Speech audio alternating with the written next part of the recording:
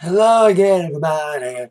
Zack Attack is here with my WWE Raw review for this Monday, July the 17th, 2017, from the Bridgestone Arena in Nashville, Tennessee. Been there before, nice arena. Went there for an event back in November 2010. So now we are fully down that road to SummerSlam.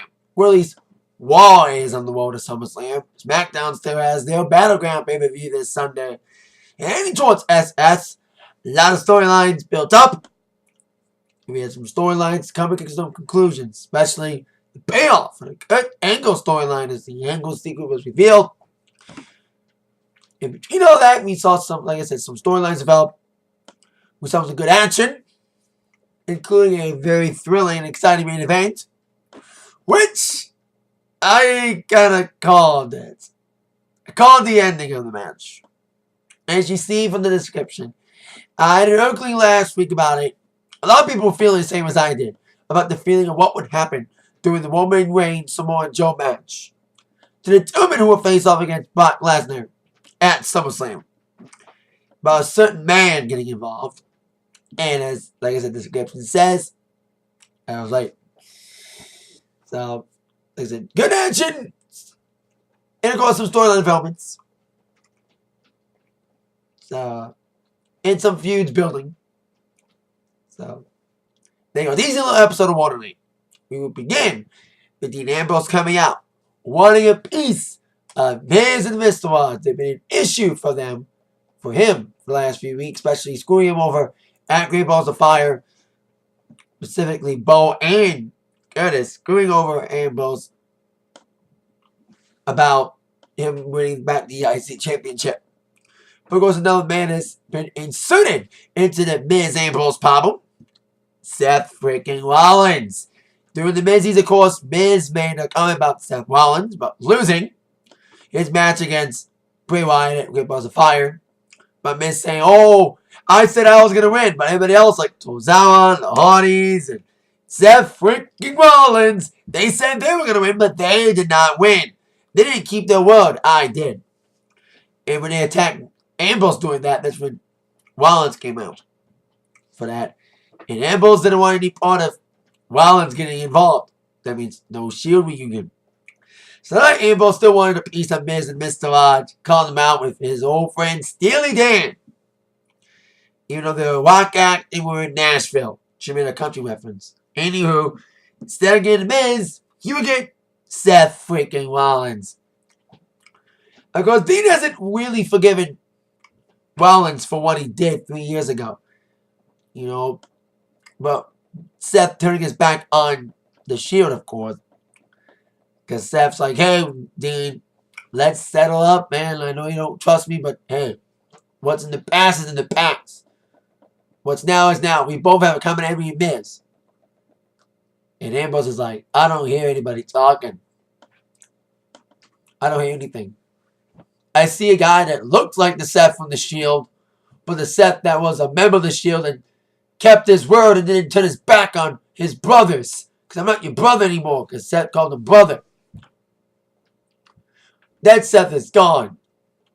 And they had a little bit of an issue, a little bit of an argument about whether or not they should team up or not. And then Miz comes in with Mr. Rogers in tow.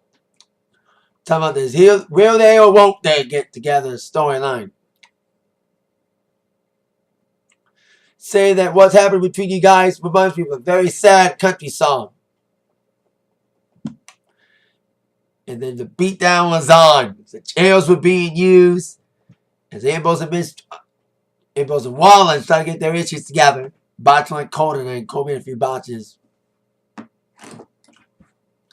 I mentioned those in a little bit.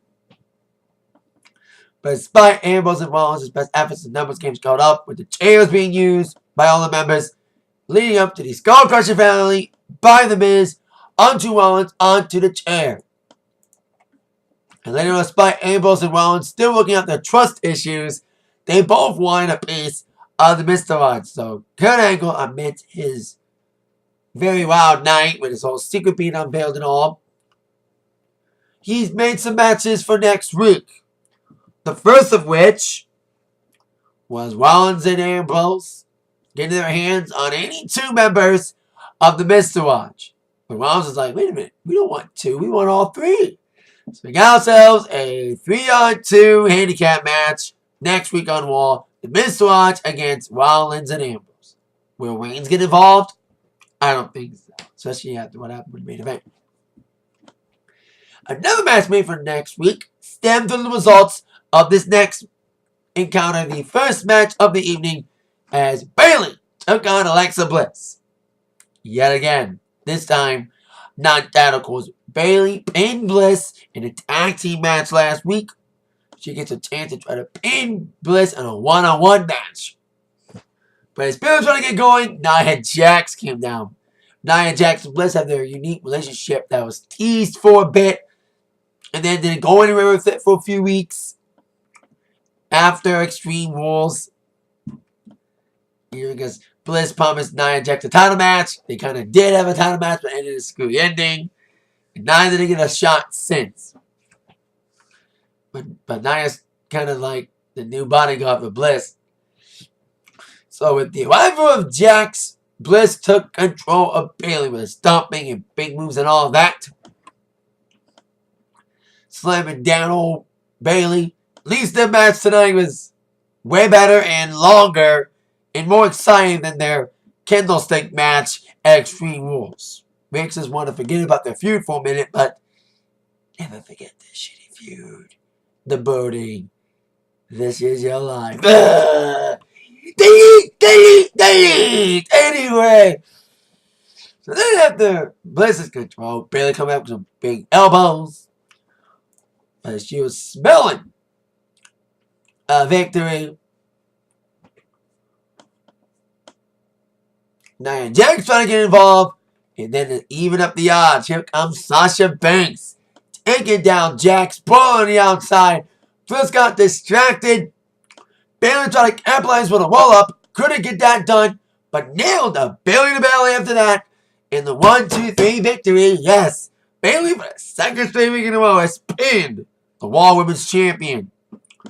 With a little help from Sasha Banks. One-upsing on Blissy. And with that, Bayley wants another shot against Bliss. Pinning her 2 weeks in a row. Gets her another opportunity to face off against Bliss and hopefully a better pay-per-view match in Extreme Rules.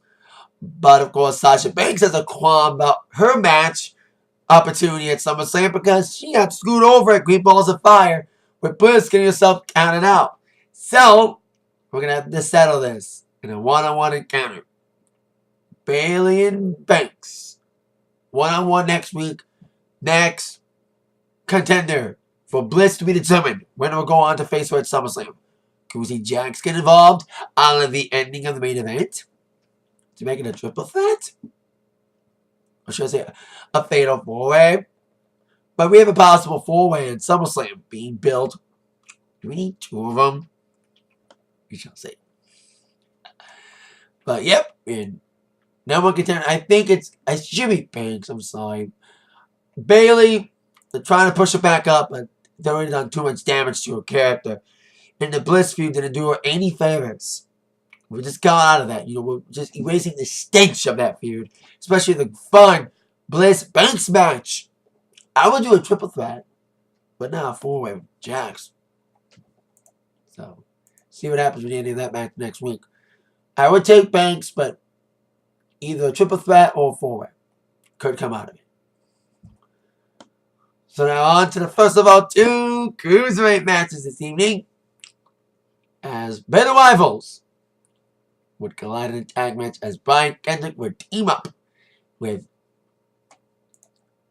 Drew Gulak against Gallagher and Mustafa Ali. These 4 have had their issues. Of course, we've been seeing the feud on 205 Live last couple weeks, especially Kendrick starting a feud with Jack Gallagher, dressing up like him, attacking him with his umbrella. And of course, if you're watching 205 Live, which probably all 5 people, including myself, watch 205 Live because the Cruiserweight division's not doing good ever since being on Wall. That's why Austin Aries left. Stuck in a little bubble. We've seen that Gulak's got his no-fly zone issues. We have Mustafa Ali with the best 2 out of 3 match tomorrow night on 205 Live. They were getting on this very brief quick tag team affair. Kendrick and Gallagher, they may get like a pre-show match or a 205 Live match eventually. But the feud's building up, and it got a little brawling. And of course, the big headbutt from Gallagher later on onto Gulak, but he got a little hands on Mr. Kendrick. But Edge kind of got headbutt near towards the end of the match after the Gulak attack. To Gallagher with tagging Mustafa coming with a big inverted 450 onto Kendrick for the win. 1, 2, 3. The good guys win a very quick matchup. But at least Ali didn't pin Gulak. They're probably saving that for them all with the best 23 false match. They've been having a little feud for weeks with Gulak's no-fly zone gimmick. We should see more of that on Raw. We haven't seen much development on Raw. That's the thing. They're on 205 Live, and that's where most of the storyline and character development are at. That's the problem with the Cruiserweight division. They're not giving enough time to develop on Raw because they get short matches. All of it's developed on 205 Live, which would be a good thing if people were actually watching 205 Live, which they don't. Hey, they're canceling Talking Smack. They should cancel 205 Live. A lot of people are pissed about Talking Smack getting canceled. Now, I never really watched Talking Smack that much. But I saw like bits and pieces of the most talked about moments on there. But enhancing storylines of SmackDown, it's going to be a pay-per-view thing. But fuck Vince wanted to cancel it altogether. He doesn't like things being too real. But little real is the promos lately from Enzo Amore. Now it's called Tootie. Been blowing his promos, and I hope that he and Cass both don't get any punishment from their alleged heat. Some people say the articles about them getting heat are false, but it's rumors about Enzo being tossed off a bus, being isolated from the locker room by Roman Reigns, and also Big Cass being isolated and not being liked by the locker room because of his political stances, supporting the president. But I hope that doesn't distract them from their in-ring success. So we're seeing Enzo doing another fun little promo. Very chaotic, more than his recent promos, but still, he wanted a piece of, he was talking about, of course, gas, but what happened to Great Balls of Fire? Hey, I got back up and got in another fun little promo from Enzo, but of course, teasing the fact that now Big Cass has now got a bigger problem with the Big Show. We saw what happened last week with the Big Show Cass confrontation. The Big Cass thing down, won a piece of Enzo, but Enzo decided to play a little mind game, kind of like what Cass did, running away from Enzo. When Enzo went away from him, he got like a young fan. I was going to go with an Enzo ring.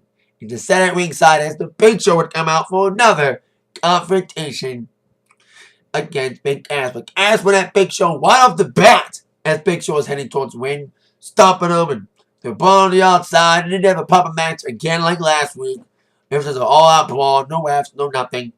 Big Show got busted up a bit, especially after being busted against the steps. And, of course, went back first against the post. And Enzo couldn't take it any longer as the attack was still on. Enzo got back in and got his ass literally kicked in the next week by Cass with a big nasty boot, laying him out. And both Big Show and Enzo are laid out. And Cass standing tall. A little more better promo from Cass walking down. More better than the nerves he had last week. So, there you go. We're going to probably see a Cass Big Show match eventually. We've been seeing these little balls the last couple of weeks. And this also stemmed from the build-up of the whole Big Cass reveal thing. When this whole thing started with the whole Enzo gets a tag thing. And Big Show coming in to make the save. And then Cass thinking it was Big Show. It was all a ploy to distract from the fact that it was Cass who did it. So, there we go. That. On the next matchup, a rematch from last week. We had Elias Sampson once again going up against Finn Balor. But Elias sang a little song about Nashville, Tennessee.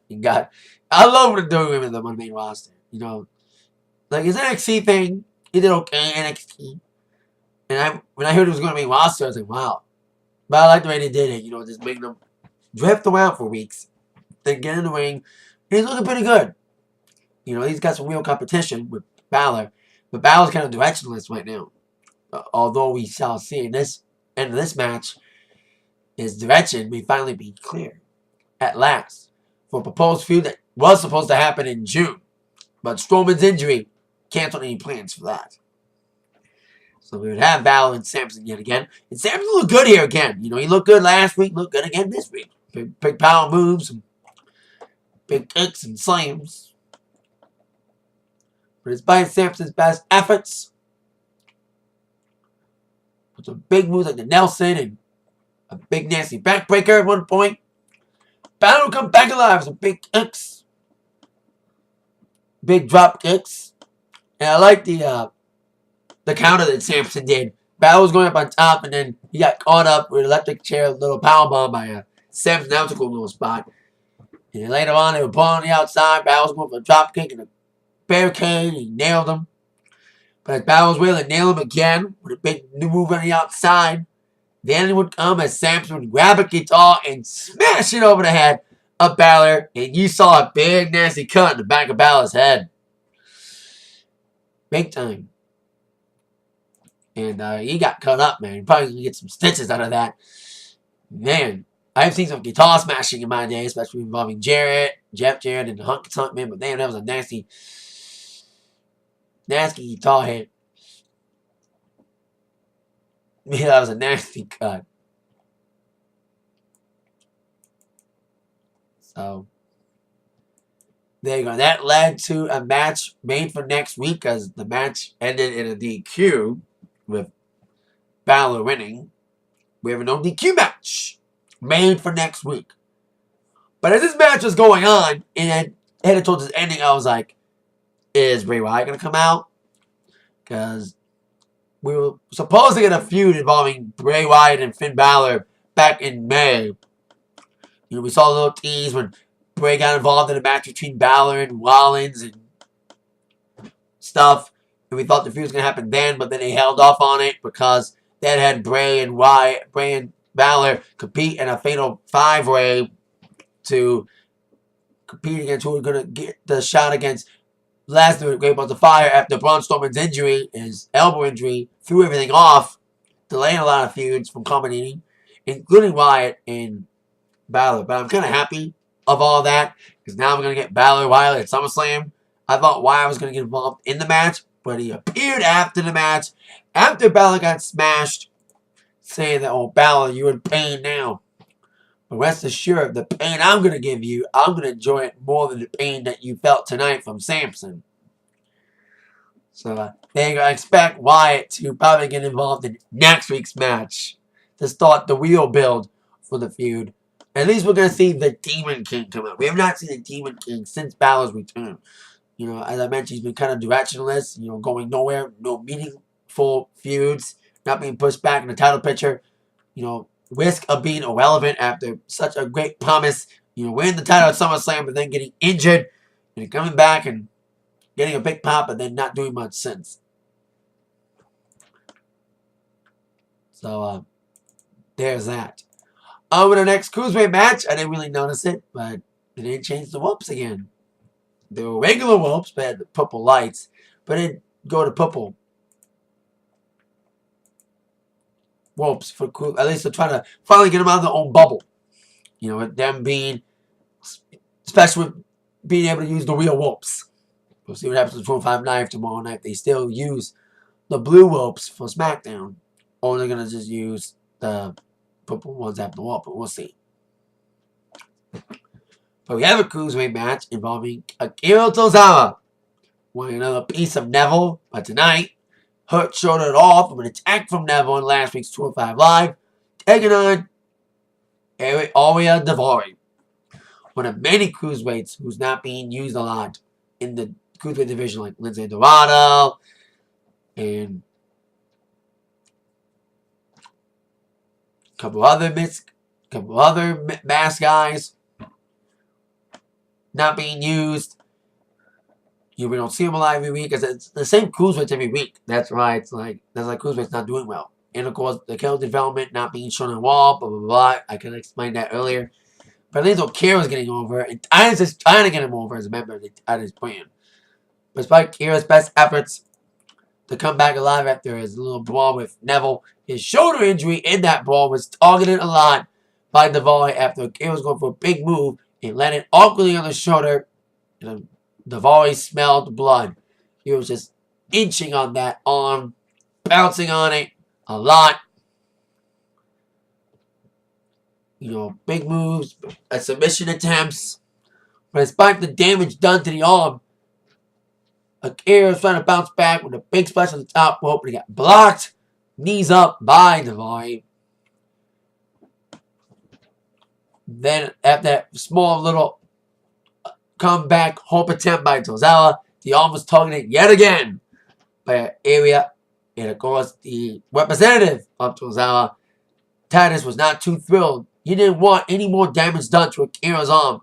He was thinking about the chances of Akira getting another shot at Neville. If he were to get injured, those chances would go away because he'd be hurt for a while.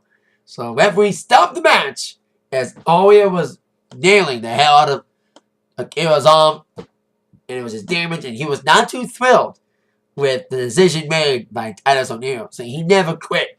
He was going to go on hurt shoulder or not, but like I said, Titus was thinking about the future, about Akira getting another shot. He would waste away his opportunities if he were to go on and further injure that shoulder. But Akira still wants a piece of the boy. He wants another shot of him tomorrow night on 205 Live. We'll see if Titus gets involved yet again.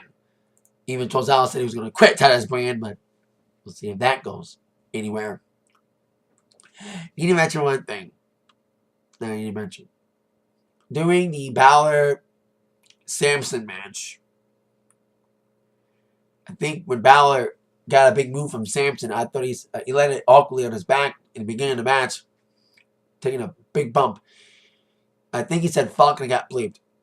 You heard a fall. So I think he said that. And we caught that. I think he did. Now on with the big payoff. A payoff for the Kurt Angle storyline. Of course, it happened a few months ago when Corey Graves got a mysterious message on his phone about a big reveal about Kurt Angle's secret life that no one knows about. A big secret that Kurt's been hiding. It has been stemming for weeks, and now the big secret was finally unveiled. There was so much speculation about what it would be. Would it be the return of a big person, or would it be the WWE on-screen debut of Dixie Carter? We are in Nashville, the former home of TNA, and Dixie Carter was finally seen on a WWE Network program, Kurt Angle's 24, an image we thought we'd never see. Alas, it wasn't Dixie, I'll say that much. So as Angle was coming out, talking about the last few months, I wanted to smack the fuck out of the Nashville fans. They were saying, what? I was like, come on, everyone respect. I know you may not like the storyline. You may have heard some rumors about what the storyline could pay off to, but damn it. Damn it, disrespectful. But then Angle got to the point, saying that back when he was in college, he met a girl in college, and they didn't realize till later that she got pregnant and gave birth to a baby boy. And that baby boy would become a collegiate wrestler, a 3-athlete student, all this accolades and stuff for this kid. And Angle revealed his storyline illegitimate child and the newest member of Raw, Jason Jordan, formerly of American Alpha. Wow, that's the big payoff. Crowd reaction was minimal because American Alpha's not being used a lot lately.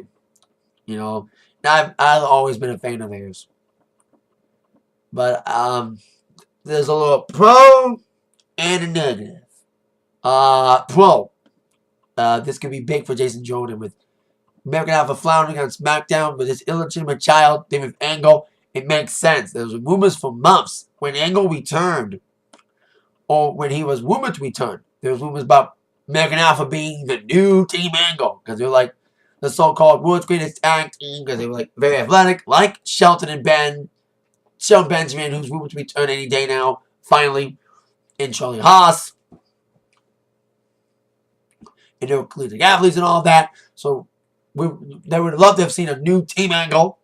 But now we have Jason Jordan Angle. Now with his this illegitimate thing. I think it'll do him something. You know, he's been floundering for a bit on SmackDown, but this could help him out a bit. You know, that's a big pro. You know, gets the rub from a great athlete at Kurt Angle, a collegiate athlete.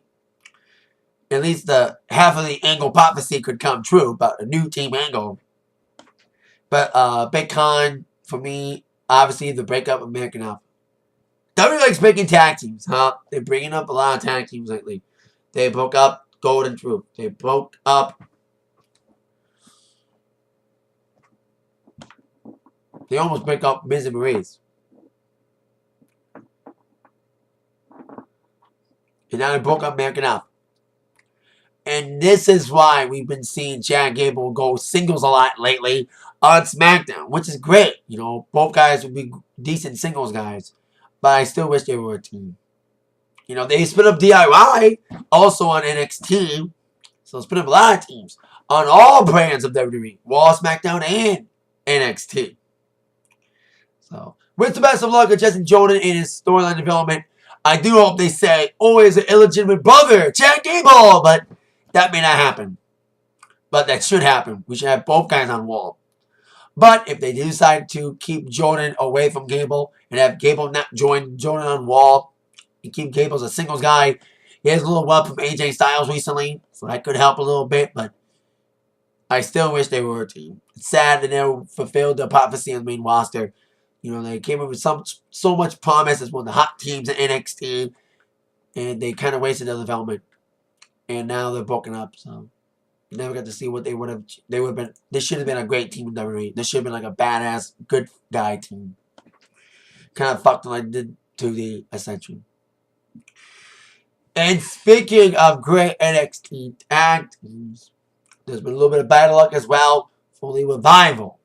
Of course, they came on Raw in April, so much promise, but then Dash Wilder got his jaw wired shut, causing them to be missing for a few months. They came back on camera being involved in the Enzo and Cass scenario, being accused of attacking Enzo. There was all big asses reveal. Well, they're finally back in the first match since April as they took on the Hardy Boys as repercussions from last week's attack on the Hardys after their match against the club last week. The Hardys want to prove they're not going to fade away and classify themselves as obsolete. Obsolete! Man, itching to get this broken game going, you know? And there's even rumors that they were ready to settle with Anthem, but Anthem wanted 50% of Jeff Hardy's royalties from his music. So it was an obvious cash grab. But maybe they'll finally settle someday. Or maybe never. But we do want the broken universe here. We haven't going to get it, which is like, the waiting is just suspensing. They've been using the phrases the most last week with obsolete and magic and all that. The most broken references made by Hardys on a promo. But now tonight against Revival, fun match. Great tag team affair. Revival looked great, especially getting a quick tag early on. But even that quick tag early would not stop Matt Hardy from coming in. Some big moves, some big headbutts against the rope. He was trying to do the corner thing, but he didn't do it fully. They tagged in Jeff in the first of Michael Cole's botches as the action got hot with Neo falls, back and forth tag team action, great tags, big moves, big spots. They were going for poetry in motion at one point, was the Hardys. Michael Joe, I botched. Michael Cole botched and said, "Whisper in the wind." That wasn't Whisper in the Wind, Cole. That was poetry in motion, dumbass. You just made the list. Anywho, despite the Hardys coming back alive, the Revival came back alive, trying to go for a Shadow Machine at one point. But then Jeff did a twist of fate, and that's when they were going for the poetry in motion. And then Jeff was going up for the Swanton. Referee was turned. Dash Wilder came up from behind, attacked Hardy, push him up the top. And then Scott Dawson would pull Jeff, pin him 1, 2, with a little bit of tights, and a shoulder up a little bit. 3, the Revival win. A little dirty finish. At least the Revival won. They won dirty, at least it kept the Hardys from losing clean. You know, they won semi-dirty with the arm up and Dawson handling a little bit of a tights. But I'm happy Revival went over. Here. These guys have great chemistry together. Fun match between these two guys. I love Revival, but FTR. I said it last week, said it again. I love saying fuck the Revival. Thank you, being the Elite. Because, man, Jeff had their matches with the Young Bucks back when they were in Ring of Honor for a short while. And other indie companies, too. So, there you go. Fun tag team affair for the Hardys and Revival. Would love to see Hardys go over. But, hey, pushing the future. And Revival needs to come back alive after a big promising start. You know, their main roster's kind of like Balor. You know, their start got delayed because of injury. And now they're back. At least they're pushing them into more relevant storylines than what they're doing with Balor lately since he came back from his injury. So now on to our main event. The number one contenders match for the Universal title at SummerSlam against Brock Lesnar, Roman Reigns, taking on Samoa Joe. These two have met 2 previous times, with Samoa Joe winning them both.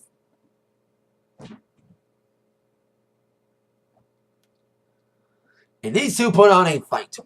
It was a pretty fun main event tonight. Both guys were just brawling. A lot of big moves from both guys. There's some great transitions and the clutch by Joe. But by Joe's best efforts with some big kicks and insecurities. Of course, the man who's faster than Rey Mysterio, more powerful than a Big Show, able to bury careers in a single bound. Super Reigns would come alive. But there was one cool little spot. Roman was going for spears and stuff. He was going to the outside after a Superman punch and a near fall. He was going for Superman punch at one point. The first attempt was Superman punch. He would try to get it later on. But the first attempt, Joe rolled out of the way. And Roman was setting up for the drive-by. But then Joe would nail him with a big clothesline. Midair, caught him midair. And Roman would land back first on the apron. That was a cool little spot there. And they were brawling the outside a bit. It got back, and it got exciting. You know, both guys were going for big moves, near falls. It was just very exciting brawl between these two guys. Brawl on the outside, brawl back in the ring. But as Joe was coming back after Roman was doing the Superman punch, Braun's music hit. Like I said, I called it. I had a feeling that Braun Strowman would come in and involve himself, either to screw Roman or screw both Joe and Roman, causing a fatal 4-way to happen at SummerSlam. Well, they're going in the later direction. He first pushed Joe out of the way and got in and beat the crap out of Roman. Basically saying, I'm not finished with you, and the one happened at Great Balls of Fire. You know, selling the injury still from the ambulance smash against the truck after their great match at Great Balls of Fire. So, Braun was beating up on both Roman and Joe. And at one point, Joe and Braun got involved on the brawl. And they were having a good little brawl on the outside. And then Michael Cole bounced again. He said, Braun and Roman. It was Braun and Joe. Not Braun and Roman brawling. It's not Joe Roman. Screw you, Cole. Anyway, referee threw out the match. And it was just an all-out brawl. Ending up with Braun delivering multiple power slams onto both Roman and Joe in the ring, laying them both out. Dominant showing from Braun as we end Raw. I like the one fan sign Brawny, like the Brawny Man. Instead of BRAWNY, it's BRAUNY. Brawny. The kilted pickle rapper. Bad joke. Anyway, so I had a feeling Braun was going to get involved in this match. And a lot of people did too. Like I did. And he did. A good match though. I had a feeling we would have a screwy ending, but it was a screwy ending with a purpose. We're probably going to get ourselves a fatal 4-way at SummerSlam. At least it'll get everybody in. It'll give Braun an opportunity for the Universal title. And it'll also give the company a great chance to take the fucking title off Lesnar without him actually getting pinned in the match. You know, it'll protect Lesnar because he's already suffered enough damage after his matches against Goldberg. he's recovering from the whole Goldberg debacle. You know what I mean? Losing in 28 seconds at Survivor Series, but then winning the Universal title at WrestleMania in this fatal 4-way direction. And like I said, it'll be a great way to have a lot of guys in there and get the title off Lesnar. Without Lesnar getting involved in the decision, protecting him. So, there you go. Fun main event. The World of SummerSlam. Got some seeds planted. Braun and Roman and Joe and Lesnar's possible. Seeds planted for the long delayed, finally happening Balor Wyatt feud. They'll probably the seeds will be stemming even more, as I would predict that Wyatt would get involved in the Balor Samson no DQ match next week. Probably be involved in the finish. I thought he'd be involved in this match, but I'm saving it for the no DQ match and a possible either one-on-one Banks Bliss 2 or a triple threat, or if they really want to do 2 4-ways, do a 4-way with Bliss, Sasha, Bayley, and Nia. But we had a 4-way at Mania. So, I would love to see a proper Banks Bliss rematch, one-on-one, but hey, triple threat would be fine. But we'll see what they do with that. And it goes Mr. Lodge. I thought we'd see that match at SummerSlam. But maybe a school ending could set up a possible handicap match, or a third guy could come in to make it 3-on-3 at SummerSlam with Miz and Ambrose and Rollins getting a new partner instead of Roman. Because he'd probably be involved in the main event of SummerSlam no matter what. Especially after the ending. Leading to a possible scenario, as I just mentioned. So, there's that. And that's that for my Raw review for this evening. Thank you so much for watching. With that in mind, you've all been attacked by the review from Zach. See you later. Bye-bye.